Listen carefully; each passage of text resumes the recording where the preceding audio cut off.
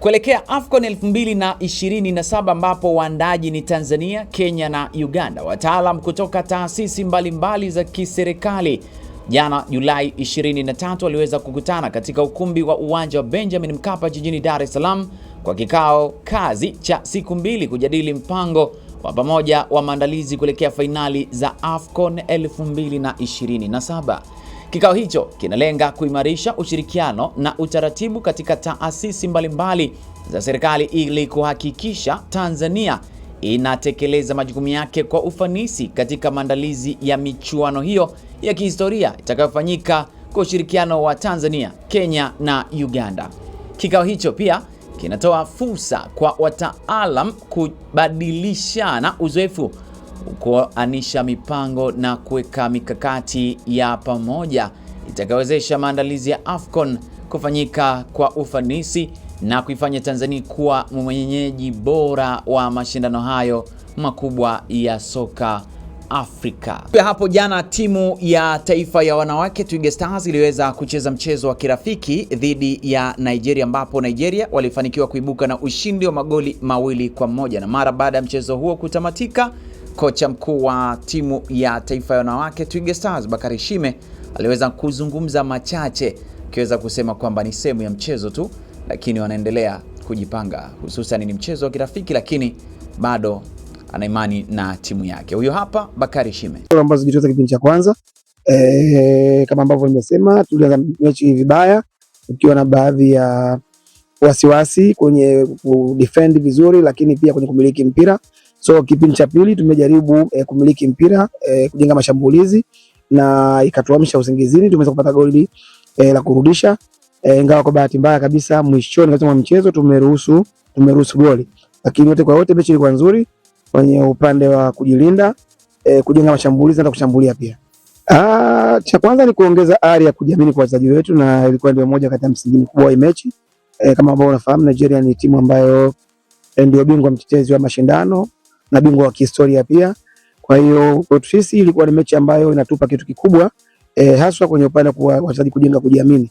Na kama ambavyo umeona mechi, kipindi cha pili kimekuwa bora zaidi kwetu tofauti na kipindi cha kwanza, kwa sababu level ya kujiamini imekuwa kubwa, na mwisho wa siku tumeweza kurudisha goli, ingawa kama ambavyo nimezungumza dakika za mwishoni kabisa tumefanya kosa dogo limeruhusu goli, kitu ambacho kwetu si bado mpira kizuri, kwa sababu namna gani wachezaji wetu waache kujisahau kwa maana mechi imeisha mpaka filimbi iwe imelia. Lakini yote kwa yote niseme kwamba ni mechi ambayo imeonyesha dira ya timu yetu kwamba vijana wako vizuri. Kikubwa ni kuchukua hii performance ambayo tumeanza nayo kwenye mechi hizi mbili, mechi ya Ghana na mechi hii hapa, then baada ya marekebisho kadhaa ya kiufundi tuingie mechi yetu ya kwanza tukiwa na confidence nzuri. Kwingineko, nyota wa zamani wa Simba Emmanuel Arnold Okwi aliweza kuibuka kwenye mazoezi ya timu hiyo siku ya jana, ambapo walikuwa wanajiandaa na michuano ya Sekafa Kagame Cup nchini Rwanda, na akiweza kueleza jinsi ambavyo ameweza kuipenda timu hiyo, akisema kwamba wachezaji waliopo sasa wanatamanisha sana kuvaa tena jezi hiyo, ama wanamtamanisha yeye kuvaa jezi hiyo. Huyo hapa anasema kwamba natamani nirudi uwanjani. Na nimefurahi sana kwa ujio wa Simba hapa Kigali. Natamani nirudi uwanjani. Nilipoona hivi timu imevaa, kwanza nimehisi kwamba mwenyewe bado nimevaa jezi nyekundu, lakini ndio hivyo. Nimefurahi sana. Kumbukumbu nyingi of course zipo, kwa sababu na mimi kuna kipindi nilikuwa kwenye umri kama huo, na nikaweza kucheza kufanikiwa sana kwenye timu ya Simba. So ni vitu vingi sana, na ni vitu ambavyo natamani sana tena kuviona kutoka kwa vijana, na nahisi watavifanya na kuhakikisha timu inarudi pale pale juu inavyotakiwa kuwa. Tournament muda mwingi ni tofauti na ligi.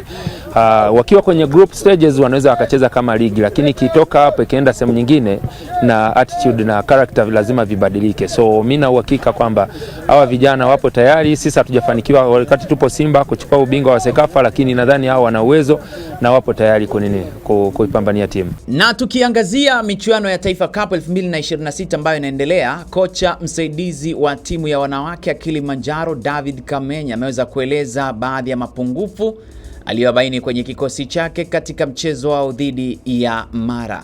Amesema miongoni mwa sababu za timu yake kutofanya vizuri kwenye robo ya mwisho inachangiwa na uchovu wa safari. Nikukumbushe mchezo huo ulimalizika kwa Mara kuibuka na pointi 63 kwa 55 dhidi ya Kilimanjaro. Kwa majina naitwa Ben Danford Kamenya, ni assistant coach wa timu ya mkoa wa Kilimanjaro kwa timu ya wadada pamoja na head coach wa timu ya wakaka. Nimekuja pamoja na timu ya wadada ikiwa ni mara yetu ya 3 kushiriki, mimi kama coach, lakini mara 4 tumekuja na kushiriki mashindano ya Taifa Cup. Tumeweza kupata challenges tofauti. Kwa mfano fatigue ndio ilikuwa factor ya kuweza kupoteza game ya leo. Tulianza vizuri, tulianza slow kidogo kota ya kwanza, lakini kota ya pili tulicatch up, na kota ya 3 tulipoteza zaidi kwa sababu watu walikuwa wamechoka. Tumefika leo asubuhi na kuingia moja kwa moja kwenye mashindano. Lakini vijana kama ambavyo mmeona, tuna talent ya kutosha, wana uwezo mzuri, tuna hakika baada ya kupata mapumziko tutaweza kufanya vizuri zaidi kwa game ambazo zinakuja. Tunawaahidi watu wa mkoa wa Kilimanjaro na watu ambao wametusupport, wadau wetu wa mkoa wa Kilimanjaro, ya kwamba next game tutashinda kwa kishindo zaidi na tutakuwa juu kama mlima Kilimanjaro. Taifa Cup ni zaidi ya game.